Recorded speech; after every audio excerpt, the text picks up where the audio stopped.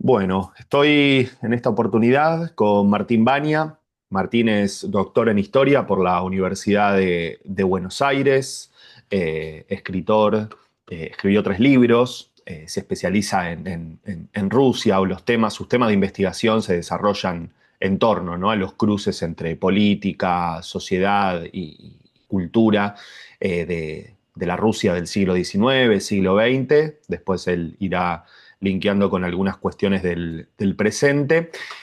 Martín escribió tres libros. El primero, año 2017, editorial Paidós, todo lo que necesitas saber sobre la Revolución Rusa, lo escribió junto a Pablo Stefanoni. El segundo, ¿Quién no extraña el comunismo no tiene corazón?, 2021, editorial Crítica. Y el último que se publicó hace poquito, editorial Siglo XXI, Rusia hoy, para entender el país que la derecha y la izquierda miran con ojos del siglo XX. Y primero, Martín, te doy la bienvenida y te agradezco mucho por estar acá. Hola, ¿qué tal, Gonzalo? Gracias a vos por la invitación, es un placer. Un placer. Bueno, comienzo por tu último libro, Martín. Rusia hoy, para entender el país que la derecha y la izquierda miran con ojos del siglo XXI. Hoy estamos viendo y estamos escuchando todo el tiempo, ¿no?, utilizar como un insulto comunista.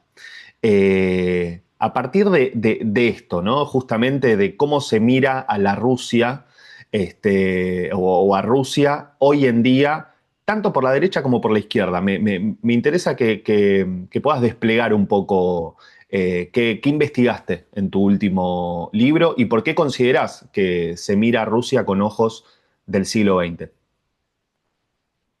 Sí, lo que yo veía, sobre todo en los últimos años, ¿no? Porque Rusia en general, históricamente, siempre fue un país significativo, ¿no? Y que tuvo su impacto a nivel europeo y a nivel global, ¿no? En el siglo XIX Rusia fue la responsable de poner freno a la expansión napoleónica, por ejemplo. Ujú. Y ni hablar del impacto que ha tenido a lo largo de su historia, sobre todo también en el siglo XIX, pero también en el siglo XX, su producción artística, por mencionar una de las tradiciones, la literaria, ¿no? Pero podríamos también citar acá la música, a las artes plásticas, en fin, Rusia siempre tiene una presencia global importante, pero lo que veía es que en el último tiempo, digamos, en los últimos años, en la última década, Rusia, por distintos motivos, había empezado a ser convocada e invocada con más asiduidad en los medios de comunicación, en las redes sociales, en conversaciones con amigos,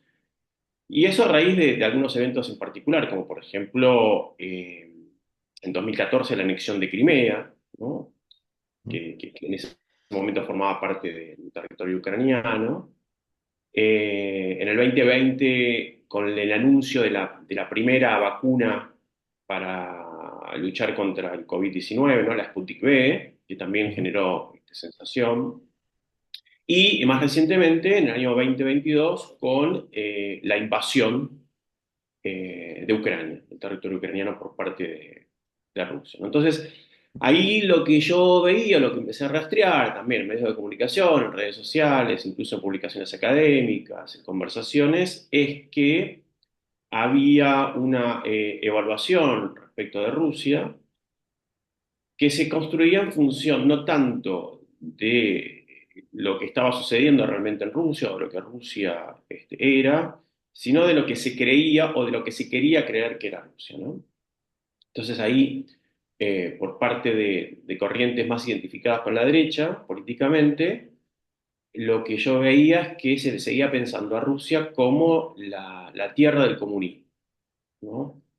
Rusia como el espacio del comunismo y esto como una característica negativa, ¿no? Es decir, el comunismo como algo que habría que evitar. De hecho, cuando surgió la vacuna y empezó a llegar a Argentina, se empezaron a escuchar frases como que la vacuna venía con un chip para inyectar el comunismo, por ejemplo, o que directamente era agua del Volga lo que se iba a inyectar. Es decir, todas descalificaciones que estaban dadas no tanto por una evaluación científica de la vacuna, sino por su origen geográfico. Ujú. Y eso se puede seguir incluso rastreando ahora, ¿no? Cuando el presidente Milei llama, como lo hizo hace muy poco, al gobernador de la provincia de Buenos Aires como bolchevique, soviético y comunista, de hecho usó esos tres adjetivos, Ujú, bueno, está mostrando ese imaginario que él tiene de Rusia, pero también está mostrando una incapacidad del presidente de pensar a Rusia con categorías actuales y no con esas categorías surgidas en el siglo XX al calor de la Guerra Fría. Eso por un lado. Por otro ujú, lado, corrientes políticas más identificadas con la izquierda también tienen una visión de Rusia que no siempre se corresponde con la realidad, y particularmente de su presidente, ¿no? Y esto se puso de manifiesto particular. Bueno, también con la vacuna del COVID-19, muchos empezaron a celebrar la vacuna como una suerte de cucarda que se colocaba Rusia en su histórica lucha contra Occidente y Estados Unidos en particular, ¿no? Así como en su momento había triunfado al inicio de la carrera espacial, bueno, esto era un elemento más, una medalla más que se sumaba. Pero se puso de especial manifiesto con la invasión rusa de Ucrania, donde empezaron a surgir análisis en los cuales se describía al Kremlin, a Rusia en general, pero y en particular a su presidente, a Vladimir Putin, como una suerte de adalid en contra del imperialismo, ¿no? Y particularmente el ujú, imperialismo estadounidense. Con lo cual se hizo una ecuación rápida de que como Estados Unidos históricamente es enemigo de las luchas latinoamericanas, y como hay un presidente ruso que se está oponiendo a Estados Unidos, entonces automáticamente es mi amigo, olvidando todo lo que ese presidente encarna en términos de políticas que lleva adelante dentro de su país, ¿no? Que está muy lejos de los valores y de las prácticas que reivindicaría alguien de izquierda. Entonces, el libro surge de esa premisa, surge de esa preocupación de ver cómo Rusia es entendida de ambos lados, ¿no? De la izquierda y la derecha, como una suerte de frasco vacío que uno llena de acuerdo a intereses ideológicos, a motivos políticos e incluso a determinados insumos culturales. Y el libro intenta aportar elementos en cuestiones muy particulares, como por ejemplo la cuestión del comunismo, para tratar de entender, bueno, qué es Rusia hoy, ¿no? O en todo caso, qué hacer con Rusia y cómo vincularnos con Rusia desde un país tan lejano como puede ser Argentina. ujú. Y Rusia hoy, justamente, ¿tiene algo que ver con lo que fue la Rusia del siglo XIX, siglo XX? ¿Qué queda hoy de todo ese proceso tan largo, tan complejo al mismo tiempo, en la Rusia, voy a decir, de Vladimir Putin, porque está desde hace muchos años ya en el gobierno, en la presidencia? Pero ¿qué es lo que queda? ¿Qué rastros queda de eso? ¿Y qué consideras vos, siendo especialista en Rusia, esto de, bueno, es un aliado de los que no nos gusta el imperialismo estadounidense? ¿Esto tiene algún tipo de lógica, alguna razón, o es parte de este frasco vacío del cual hablabas? Bueno, es muy interesante la pregunta porque uno podría pensar, bueno, ¿qué queda pasados no sé, 2 siglos de la Rusia imperial y qué Mm, queda pasado ya más de un siglo del evento inaugural de la Unión Soviética, como fue la Revolución Rusa, y pasado ya más de 30 años de la disolución de la experiencia soviética, ¿no? Y ujú, ahí hay una operación que ya lleva varios años, realizada por el gobierno, por Vladimir Putin, pero también por consejeros y aliados en ese sentido, como por ejemplo quien fuera su ministro de Cultura, Vladimir Medinsky, durante varios años, que es esta idea de pensar a Rusia dentro de una larga unidad histórica, ¿no? En donde la historia rusa no comenzaría ni en 1991, ni en 1922, ni en 1917, sino que arrancaría hace 1000 años con la conversión del príncipe Vladimir al cristianismo, ¿no? Y el surgimiento del Estado ruso. El Estado ruso es un elemento importante dentro de esta visión, ¿no? Un Estado fuerte, un Estado con un territorio compacto, y en donde las distintas etapas por las que habría atravesado Rusia, muy diferentes entre sí, como por ejemplo la época zarista, la época imperial, la época comunista y ahora el capitalismo, ¿no? Estarían unificadas por la presencia de ese Estado fuerte, de ese Estado unificado que controla un territorio compacto, ¿no? Entonces ahí, bueno, se va al pasado desde este presente, en donde se intenta reforzar ese rol del Estado, ese papel del Estado, dentro de Rusia, para proyectarlo externamente como un poder global importante, en un contexto en donde, bueno, en la década del 90, esa presencia del Estado había quedado fuertemente debilitada, ¿no? Con el reingreso de Rusia al capitalismo y las políticas neoliberales implementadas durante esa década, bueno, el rol del Estado quedó bastante minimizado. De hecho, es la década en donde hay un auge de las prácticas mafiosas, ¿no? A lo largo de toda Rusia. Y un poco la misión que se autoimpuso Putin fue la de recuperar la grandeza de ese Estado. Entonces, un elemento importante es rescatar del pasado, de ese largo pasado ruso, como lo entienden los ideólogos del Kremlin, elementos que apuntalen esa grandeza eh, nacional, ¿no? Entonces, creo que queda muy bien simbolizado precisamente en los símbolos patrios de Rusia, donde tenés una combinación de ese pasado imperial y de ese pasado soviético. Por ejemplo, la bandera rusa, la bandera actual, la bandera tricolor, es una bandera que se recupera de ese pasado imperial, ¿no? Mostrando una línea de continuidad, a pesar de que en el medio hubo 70 años de comunismo, ¿no? Con la bandera roja, el martillo de la hoz y demás. Y al mismo tiempo, fíjate que el himno actual ruso, tiene la música del himno soviético. Es una música que nace a mediados de la década del 40 en un contexto de Segunda Guerra Mundial, la necesidad de aglutinar a la población detrás de ese objetivo.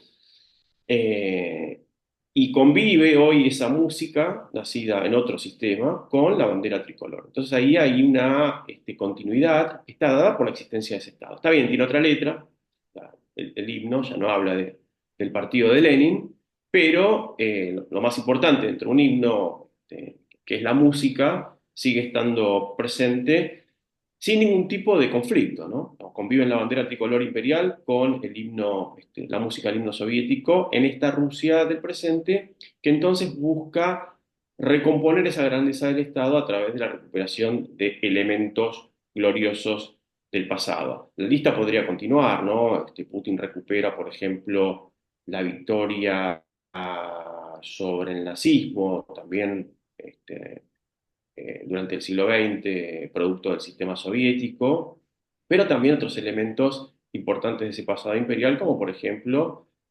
esta idea de que Rusia tiene, digamos, como potencia, como poder imperial, un derecho propio a intervenir en territorios que considera que formarían parte de su zona de influencia, como está sucediendo, por ejemplo, en Ucrania, ¿no? Esa es una herencia claramente del pasado imperial que continuó también en la época soviética y que continúa sin dudas en la actualidad.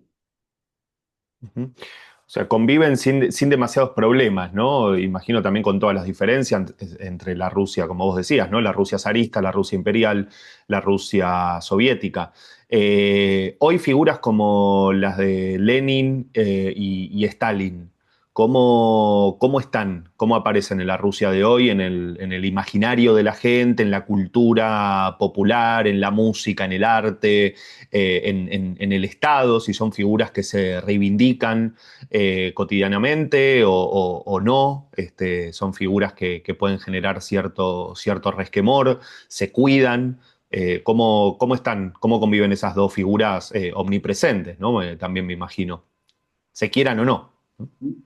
Sí, hay una frase, un chiste que decían los historiadores soviéticos, que decía que el pasado en Rusia es impredecible, ¿no? Mostrando cómo el pasado se construía o iba cambiando de acuerdo a las coyunturas políticas del presente. Y creo que aplica para el abordaje de estas dos figuras en la actualidad, porque una figura como Lenin, que era una figura omnipresente, prestigiosa, reivindicada durante toda la historia rusa del siglo XX, ¿no? Hoy es una figura relativamente menor dentro del panteón de personajes históricos, por lo menos desde la visión oficial, ¿no?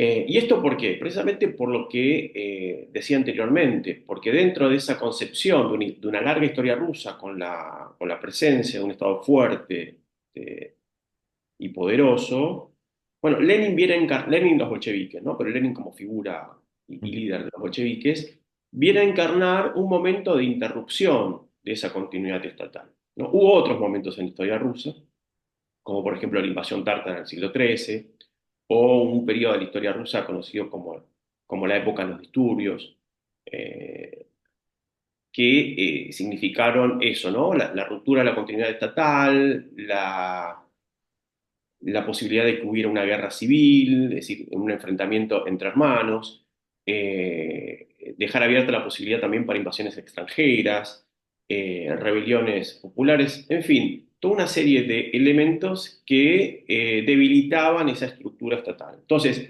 el momento para Putin que vino a debilitar y a incluso destruir esa fortaleza del Estado, ¿no? Que se había terminado de construir con Pedro el Grande, bueno, fueron la Revolución Rusa, que, entre otras cosas, permitió invasión extranjera, una guerra civil, un enfrentamiento entre hermanos y, un dato nada menor para la ideología del Kremlin, la desmembración del territorio ruso, ¿no? Porque para el discurso de Putin, el responsable de que Ucrania no forme parte del territorio ruso son Lenin y los bolcheviques con su política de autodeterminación de los pueblos que favoreció los procesos de independencia, de autonomía del imperio ruso desatados en 1917, ¿no? Entonces, en esa visión, un personaje como Lenin no es reivindicado, más bien todo lo contrario, aunque no se lo elimina de ese panteón de personajes históricos, no, se lo mantiene como una figura histórica,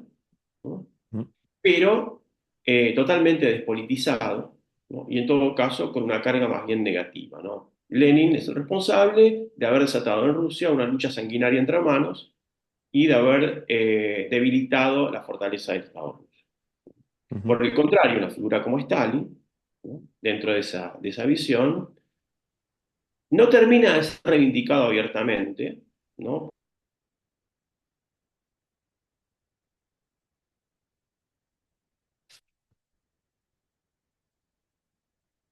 Dale, digo, tomo como referencia. Ahí está. Sí, Martín, perdón. Y por el contrario, una figura como la de Stalin no termina de ser recuperada o reivindicada tan abiertamente, pero sí hay pequeñas reivindicaciones, o por lo menos se puso freno a las críticas que podría recibir Stalin. Y hay pequeñas reivindicaciones porque Stalin viene a encarnar todo lo contrario de Lenin, ¿no? Stalin es el responsable de recomponer esa fortaleza estatal, de haber liderado el triunfo soviético sobre el nazismo, por ejemplo, y haber fundado las bases de esa Rusia o de esa Unión Soviética potencia basada en la industrialización, en el desarrollo de un programa espacial, etcétera, etcétera, ¿no? Entonces, eh, tenés, por ejemplo, pequeños actos, como sucedió hace pocas semanas, que reinstalaron un mural, un bajo relieve, en verdad, en una de las estaciones del subte de Moscú, en donde se celebra a la figura de Stalin. Y dentro de ese panteón de personajes históricos aparece como una figura relevante, reivindicando esos componentes, ¿no? Obviamente se critica el terror, pero se reivindica esa capacidad de Stalin de recomponer eh, el Estado, la fortaleza del Estado ruso. Hay otras figuras de historia soviética que entrarían en la misma lógica en la cual es descrita Lenin, como por ejemplo Mikhail Gorbachev, ¿no? Ujú. Hace pocos años falleció y ahí Putin tuvo una actitud ambigua, porque por un lado lo reconoció como un personaje histórico, sí fue un personaje de la historia rusa, pero no mostró digamos, un respeto, una celebración de su figura, en tanto y en cuanto, bueno, para Putin, Gorbachev también es el responsable de haber diluido Mm. ese Estado soviético que había construido Stalin, ¿no? Entonces, el razonamiento es, hay una serie de figuras históricas, se las respeta a todas se las incorporas, pero en la valoración hay figuras que son más importantes que otras. Pedro el Grande, Stalin, claramente tienen un lugar más destacado que figuras como Lenin o Gorbachev, que vienen a mostrar un signo de debilidad, algo que para Putin no tiene lugar, ¿no? Claro. Sí, una especie de apropiación de las figuras históricas y hacer usufructo, ¿no? De los elementos que, bueno, que el mismo Kremlin actual reivindican, ¿no? Por eso, por todo lo que me contás, no me sorprende para nada que esa parte de Stalin esté tan reivindicada.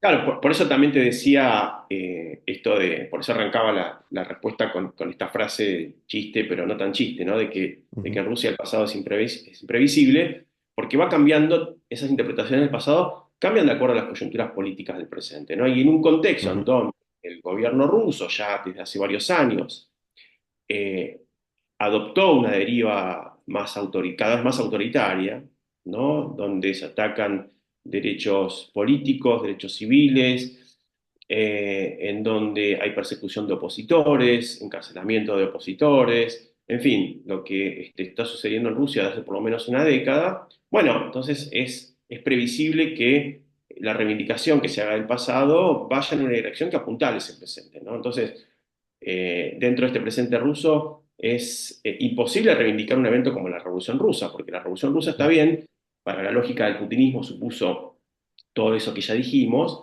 pero visto de otra perspectiva, la Revolución Rusa supuso una ampliación de derechos y de libertades inéditos en la historia de la humanidad, ¿no? Y eso hoy no es bien visto por el Kremlin y por los ideólogos de Putin. ujú. Justamente quería ir o seguir profundizando en esto. Las noticias que suelen llegar, ¿no? Vos antes de comenzar la grabación me dijiste que hay pocos especialistas en Rusia. Entonces, a partir de esto, en Argentina, ¿no? De pocas personas que se especialicen en Rusia y las noticias que llegan, por lo general, de grandes medios y esos grandes medios muy ligados, ¿no? A Estados Unidos, a Occidente, ¿no? Un Occidente más capitalista o abiertamente capitalista o imperialista, las noticias que llegan siempre son Putin encerró a tal, apareció un miembro de la oposición muerto, hay sospechas, ¿no? Siempre hay como un halo allí de dictadura encubierta. ¿Qué es hoy Rusia? ¿Qué sucede en Rusia? Esta persecución de la que hablabas, de colectivos. Bueno, yo que en este espacio analizamos películas, hay documentales muy interesantes sobre la persecución, por ejemplo, de gente del colectivo LGBT en Rusia y directamente desaparición forzada de personas. Gente que apareció en algún momento reclamando algo o el mismo gobierno cortándoles el gas, la luz, digamos, de a poco los van como expulsando, ¿no? ¿Qué nos podés decir de esto, ¿no? Esta información que nos llega, información sesgada, bueno, siempre hay parcialidad, pero ¿qué ocurre hoy, ¿no? Si es tan real como lo que aparece, si lo que aparece es menos de lo que realmente se puede vivir en Rusia. Sí, sí, efectivamente, es así, más allá de que las noticias vengan mediadas por medios europeos o Estados Unidos, porque incluso las propias agencias de noticias rusas, de las pocas que quedan independientes y que ya no, lamentablemente no pueden operar desde Rusia, sino que tienen que operar desde el extranjero, también transmiten estas mismas noticias que obviamente no salen o no se publican en los noticieros de la televisión o en la prensa más mainstream, ¿no?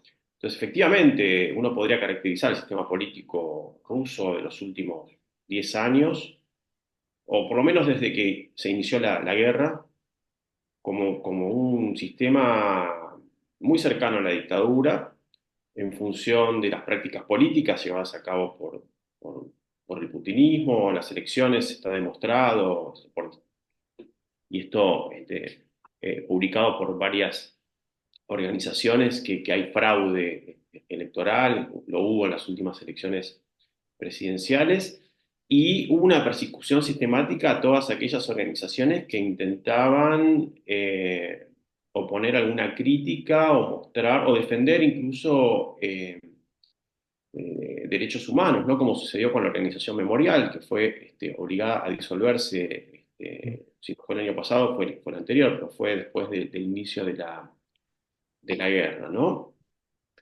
Y hay una serie de leyes que se fueron sancionando que apuntan en esa misma dirección, ¿no? A impedir la protesta social, a impedir todo tipo de crítica, como sucede, por ejemplo, desde el año pasado con uno de los intelectuales más prestigiosos que tiene Rusia, reconocido no solamente dentro de Rusia, sino a nivel internacional, como es Boris Kagarlitsky, que está cumpliendo una pena de prisión de 5 años por haber hecho una publicación, creo que en sus redes sociales o en YouTube, ahora no recuerdo bien. Y sigue preso, ¿no? A pesar de la presión para liberarlo y de la campaña que se está llevando a cabo. Entonces, digo, si uno suma todas estas cuestiones, claramente, bueno, y no hay una oposición genuina, ¿no? Digamos, es una oposición controlada la que existe en Rusia. Entonces es muy difícil hoy pensar en una alternativa política concreta, real, efectiva, dentro de una Rusia que cada vez oprime más a todo ese tipo de manifestaciones. Hoy justo estaba leyendo en una de estas organizaciones que operan por fuera de Rusia y que intentan mostrar como otra realidad distinta a la de los medios de comunicación oficiales, que Putin había firmado un decreto en la cual permite a que el servicio secreto intervenga o monitoree los vínculos de los científicos rusos con los científicos extranjeros, ¿no?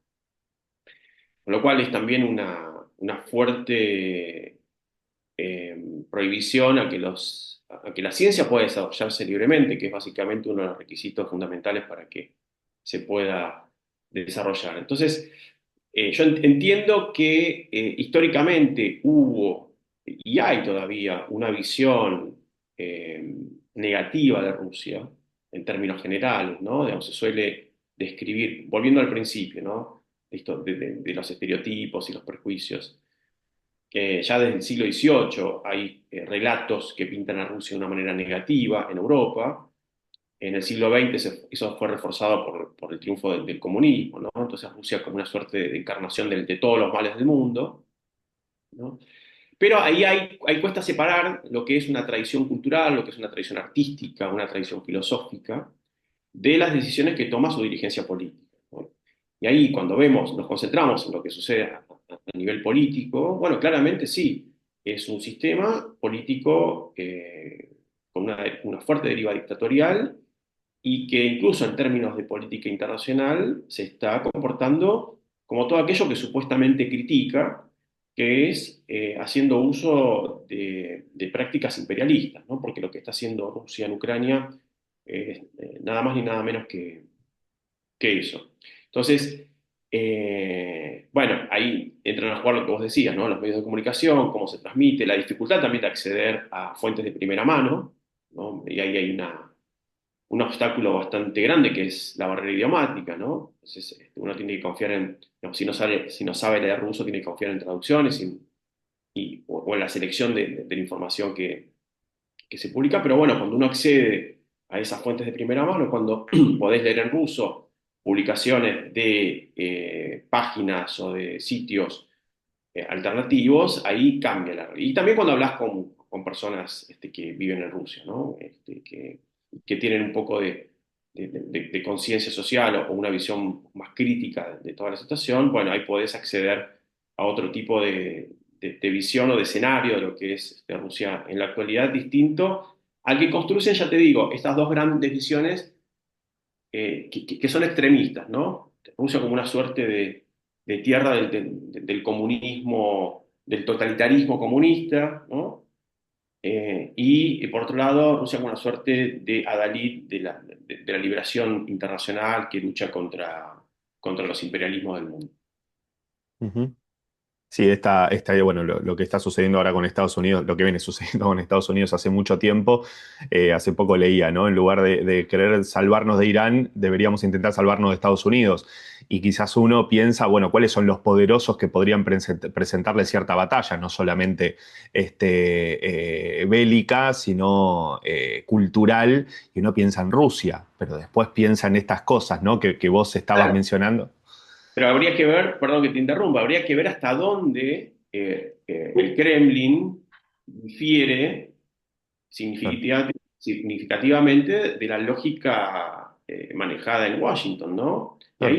ahí creo que no hay tanta diferencia entre lo que Ujú, piensa Trump y lo que piensa Putin en términos de política internacional, ¿no?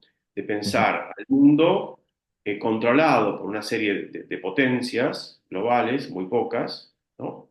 Que se distribuyen los territorios en función de sus zonas de influencia y sus áreas de interés, ¿no? Entonces, claro, para Putin, América Latina o incluso si querés Medio Oriente no es tan importante como Ucrania, Bielorrusia claro. y esas zonas. Entonces, en la medida en que no intervengan en esa acción que Rusia lleva a cabo en esos territorios, bueno, Rusia no tiene por qué intervenir en las acciones que Estados Unidos podría llevar adelante en América Latina Ujú, o en Medio Oriente, ¿no? Porque, digamos, dentro de esa lógica, lo que hace Estados Unidos para Putin está bien. No habría ninguna. En todo caso, lo que Putin critica a Estados Unidos, o su oposición a Estados Unidos y a Europa, podríamos incluir acá, no tiene que ver tanto con sus prácticas imperialistas, sino con ciertos valores que él entiende son productos de la decadencia occidental, ¿no? Como el feminismo, el multiculturalismo, el reconocimiento del cambio climático, etcétera, etcétera. Entonces, eso es lo que critica Putin ujú. de Putin y sus aliados, ¿no? De hecho, el año pasado creo que fue, o ya no recuerdo, los últimos Juegos Olímpicos en París, donde hubo una fiesta inaugural bastante impactante en términos visuales, y donde hubo una reinterpretación de la última cena, ¿no? Que, bueno, salieron a decir, por ejemplo, María Zaharova, la vocera del canciller ruso, salía a decir que justamente, porque había escenas de lesbianismo, ¿no? Que eso era una muestra de la decadencia de Occidente y que entonces Rusia se tiene que comportar como una suerte de guardián de los valores tradicionales de Rusia y del mundo, ¿no? Entonces ahí, eh, digamos, yo diría, lo que nosotros creemos desde una tradición de izquierda que pueda representar Putin es todo lo contrario, ¿no? Porque reivindica valores tradicionales y en donde se tendría que oponer, que es en una crítica al imperialismo, ahí no dice nada, más bien todo lo contrario. Ujú. Sí, escuchándote pensaba, bueno, en algo que venís diciendo, si se puede pensar la política actual de Rusia o cómo se maneja Putin y sus aliados con los ojos de lo que para algunos debería representar la democracia en Occidente. Después podemos hablar horas de las fisuras de la democracia en Occidente. Pero me parece que no, ¿no? Según la tradición, según la historia, vos decías una frase, ¿no? Citando a algunos historiadores rusos, si el pasado es imprevisible en Rusia, no me quiero imaginar el futuro. ¿Qué podés pensar vos? ¿Cómo te imaginás a Rusia dentro de 10, 15 años, 20 años? Eh, Imagino que es difícil poder pensar, o quizá no, quizá te imaginás algo muy parecido a lo que está hoy sin grandes cambios. Sí. Bueno, ahí que el futuro sea imprevisible creo que es algo positivo, ¿no? Porque como está dado el presente, ¿no? Como se muestra presente en Argentina y en otras partes del mundo, bueno, la propia Rusia, Medio Oriente, Estados Unidos y otros países, nos llevarían a pensar en un futuro más bien trágico, ¿no? Oscuro, gris. Entonces, la posibilidad de que pueda ser imprevisible supone también la posibilidad de que pueda transformarse en algo mejor. Es difícil pensar siempre en términos de proyección, porque corremos el riesgo de equivocarnos, pero también algunos elementos del pasado y del presente nos pueden ayudar a entender o a suponer por dónde podría ir ese futuro. Entonces, si uno revisa el pasado ruso, hay una constante que aparece en los últimos siglos, que es que después de que Rusia intervino en una guerra importante y salió con un resultado negativo, es decir, con una derrota, hubo transformaciones significativas y positivas para Rusia, ¿no? Estoy pensando, por ejemplo, en la guerra en Crimea en mediados del siglo XIX, que la derrota rusa supuso la liberación de los siervos, es decir, el fin de la servidumbre dentro Ujú. del régimen social ruso. En 1905, la derrota en la guerra con Japón trajo como consecuencia la primera revolución rusa, ¿no? Que eso supuso, entre otras cosas, la apertura de un parlamento, el manifiesto de octubre y demás. Bueno, la Primera Guerra Mundial y la Revolución Rusa. Y un poco más cerca de nuestra época, la derrota en Afganistán, ¿no? Y la disolución de la Unión Soviética, ¿no? Entonces uno podría suponer que una derrota de Rusia en esta guerra con Ucrania, que ya lleva más de 3 años, podría traer como consecuencia cambios significativos para el sistema social y político ruso, con un Putin fuera de ese escenario y una mejora en términos sociales, económicos y políticos. Pero dependemos de ese resultado, ¿no? Entonces, y es difícil hoy ver, no podía verlo hace un año y medio, pero hoy es difícil ver, sobre todo por el cambio, y acá también hay un factor que está en el libro y que nunca tenemos que soslayar a la hora de hablar de Rusia y de ningún país, que es el contexto internacional, ¿no? No es lo mismo una Rusia en donde tiene enfrente a un presidente como Joe Biden que un presidente como Donald Trump, ¿no? Y en ese cambio de coyuntura internacional, bueno, Putin pareció favorecido en función de los objetivos que tiene eh, sobre Ucrania. Entonces ahí me cuesta también imaginar, por lo menos en el corto y en el mediano plazo, un futuro que difiera de este presente, ¿no? Porque incluso habiendo una fatalidad y que Putin muera o que sea corrido del poder, no hay una figura importante o significativa que le juegue de contrapeso, ¿no? Porque los opositores que podían llegar a desempeñar ese papel, bueno, uno está muerto, Alexei Navalny, asesinado en las prisiones de Rusia, y los otros están exiliados, están fuera de Rusia, ¿no? Como Ilya Yashin, por ejemplo. Y siempre en esa separación, por más que uno esté conectado, ¿no? Y que hoy la Internet permite una conexión automática, hay una pérdida de ese sentido de realidad que después, bueno, hay que recomponer y que cuesta reconectar, ¿no? Entonces, no veo, ya te digo, incluso habiendo la posibilidad de que Putin deje el poder, en el corto o en el mediano plazo, una transformación significativa, porque también hay un contexto internacional que va en esa dirección, ¿no? Entonces, es difícil imaginarlo que en muy poco tiempo pueda haber una transformación tan importante, ¿no? Y porque también el movimiento social está desactivado en Rusia prácticamente. Entonces, Ujú. volver a reactivar eso yo creo que va a llevar un buen tiempo. Ujú. Bien, Martín, te hago la última pregunta.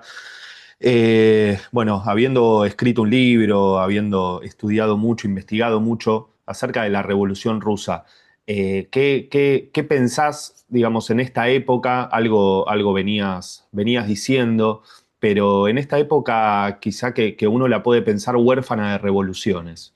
¿no? En donde el contexto internacional, entre muchas otras cosas, o la acumulación de poder, ¿no? De cada vez más poder en menos manos, hace que las revoluciones, incluso las micro revoluciones, se vuelvan cada vez más lejanas, ¿no? Para visorar algo un poco más esperanzador.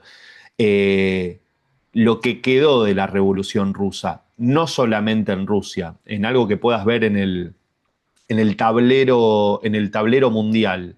¿Crees que lo que pasó bueno, primero en 1905, pero después lo que se dio en 1917, puede llegar hoy, 2025, a generar algo, algún tipo de esperanza, de ampliación de derechos, de que se pueda, de que el pueblo pueda gobernar para el pueblo?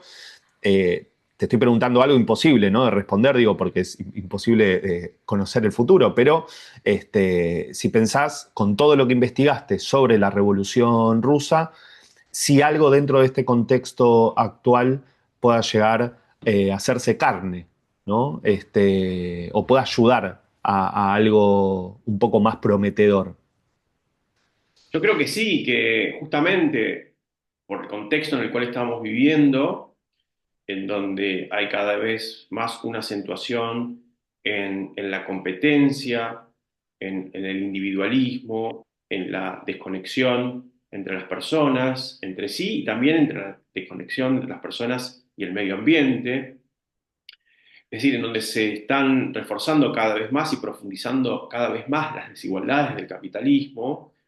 Yo creo que ir a un evento como el que fue la Revolución Rusa en 1917, explorar sus prácticas, tratar de comprender sus ideales, sus valores, sus intentos por construir un mundo radicalmente diferente, basado no en las relaciones sociales capitalistas, sino en relaciones de igualdad, de cooperación y de autonomía, bueno, nos puede a nosotros ayudar a pensar en cómo sería un mundo alternativo al capitalismo, ¿no? Yo ahí creo, como los antiguos, de que la historia puede servir como una suerte de maestra de vida, ¿no?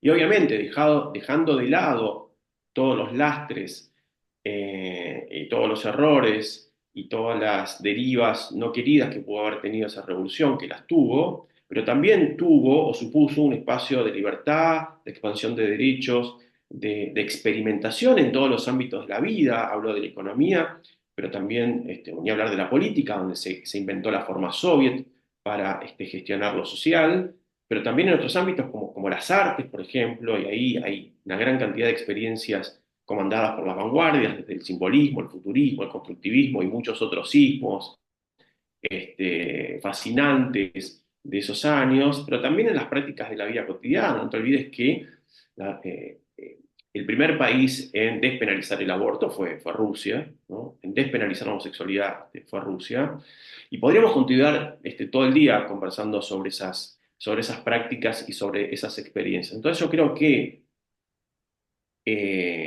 porque en definitiva los rusos de 1917 también se rebelaron contra lo que hoy nos está oprimiendo, que es el Estado y el mercado, ¿no? En tanto en cuanto esos problemas aún no han sido resueltos, bueno, explorar esa experiencia, explorar esas prácticas, explorar esas revoluciones en todos los ámbitos de la vida, nos puede por lo menos ayudar a pensar, ¿no? ¿Cómo sería ayudar a imaginar cómo sería la construcción de un proyecto emancipatorio en el futuro? Porque ya te digo, muchas de esas reivindicaciones todavía hoy no han sido resueltas. La Revolución Rusa, digamos, si algo generó, fue la posibilidad de pensar en cuestiones que muchos de los rusos ni siquiera podían imaginar en ese momento, ¿no? Y creo que es un poco lo que está faltando hoy.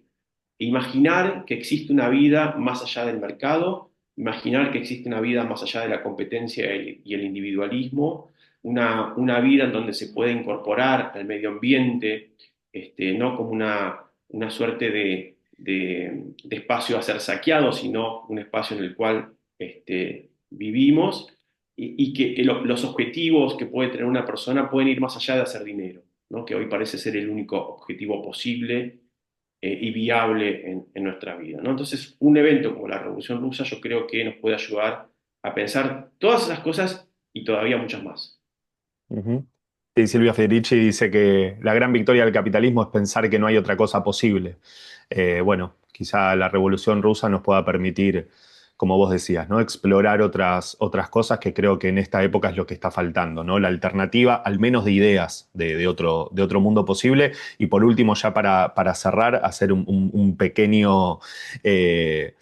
pequeño comentario sobre el cine de Rusia que es extraordinario y que lamentablemente con esto que está ocurriendo, este castigo, ¿no? a Rusia y al arte, ¿no? En Rusia, me acuerdo cuando Rusia invadió Ucrania, que prohibieron a Dostoyevsky en una universidad en Italia. Imagino que vos conocerás casos tan ridículos, ¿no? como este, pero bueno, tantos directores maravillosos que tiene Rusia y la dificultad que es hacer cine en Rusia. ¿No? Que con todo esto que vos contabas no sorprende en absoluto porque, bueno, al igual que en China, al igual que en Irán, los guiones tienen que pasar por diferentes departamentos del Ministerio de Cultura para ser aprobados, pero tienen directores únicos como Iván Sev, como Andrei Syagintsev, así que bueno, el cine ruso, ojalá que pueda seguir brillando porque tiene artistas increíbles, pero bueno, es muy difícil hacer cine en Rusia. Esto lo traigo al taller, lo suelo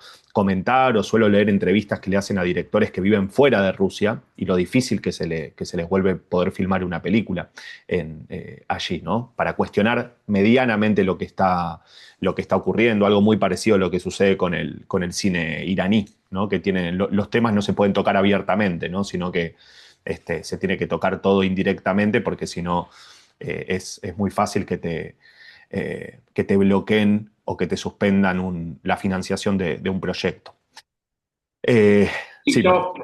yo nombraba al principio el impacto que tenía Rusia a nivel global y había nombrado tradiciones como la literaria y la musical y muy torpemente dejé de lado, claro, una tradición como la tradición que hay dentro del cine en Rusia que ha dado directores como vos nombraste maravillosos, desde Einstein hasta Tarkovsky, pero que en la actualidad, o por lo menos en los últimos años, también se las han ingeniado para utilizar el cine como una suerte de campo de debate y de denuncia, como pasó, por ejemplo, con Leviatán, la película de Villeneuve, o Ujú, hace muy poco la película Queridos Camaradas de Konchalovsky, ¿no? Entonces, bueno, sí, hay todo un mundo para explorar fascinante ujú, de esa tradición, exacto. ujú. Sí, de acá reivindicamos el arte de Rusia, el arte de cualquier lugar, ¿no? Que si uno no puede pensar en un arte libre, hay algo que se agota, ¿no? Que nos asfixia. Martín, te agradezco muchísimo por haber pasado por este conversatorio aquí en Elipsis y bueno, te mando un abrazo y será hasta pronto. Bueno, gracias a vos por la invitación, fue un gran placer. Un abrazo grande. Abrazo fuerte.